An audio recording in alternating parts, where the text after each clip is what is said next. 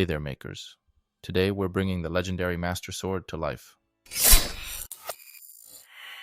I found this incredible Master Sword model on printables.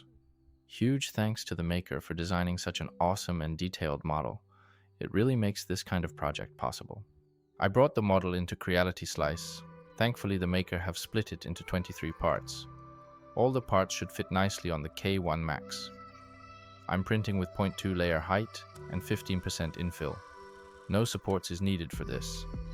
Like with many 3D printing projects, not everything went exactly as planned.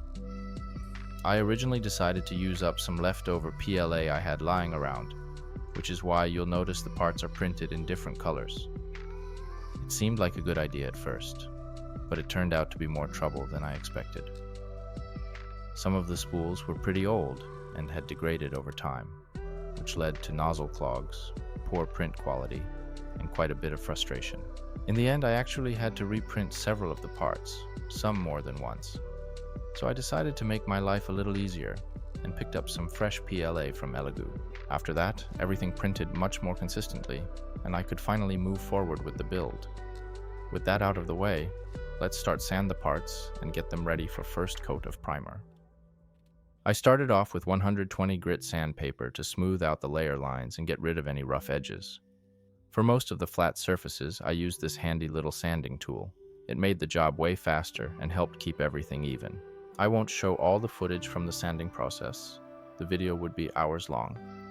I'm also sanding and priming multiple times to get the best result as possible.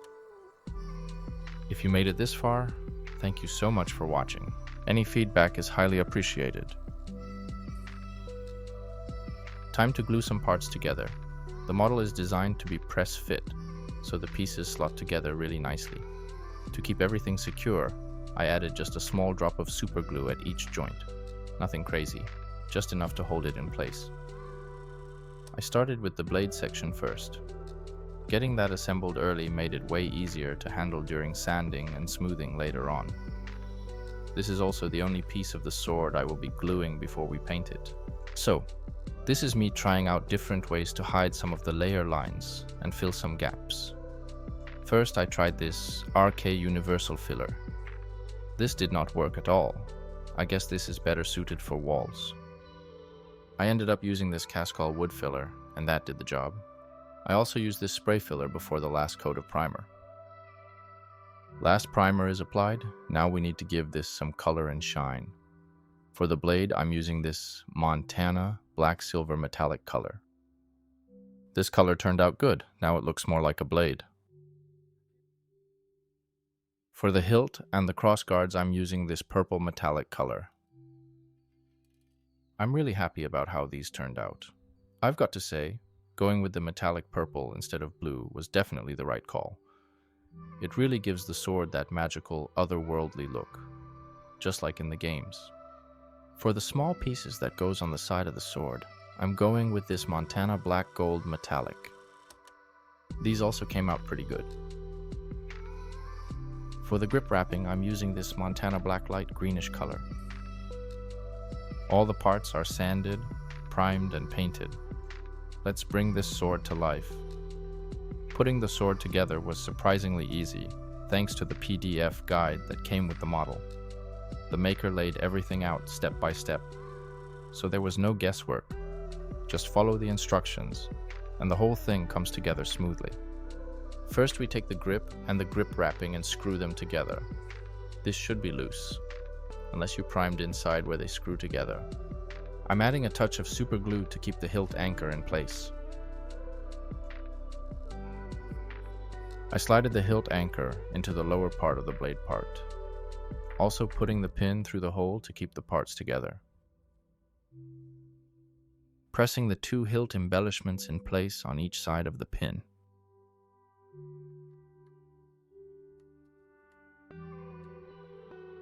Time to add the crossguards. I'm using a little bit of super glue to keep them in place. You don't really need much glue since it's a nice press fit.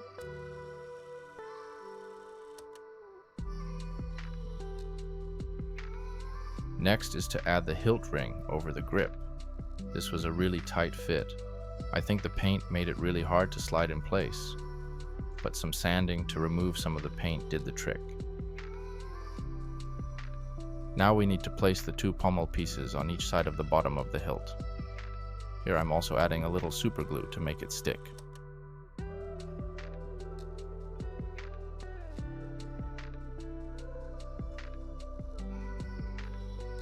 I added these guard pins on each side of the cross guards. The Master Sword is complete. Overall, I'm really happy about how this turned out.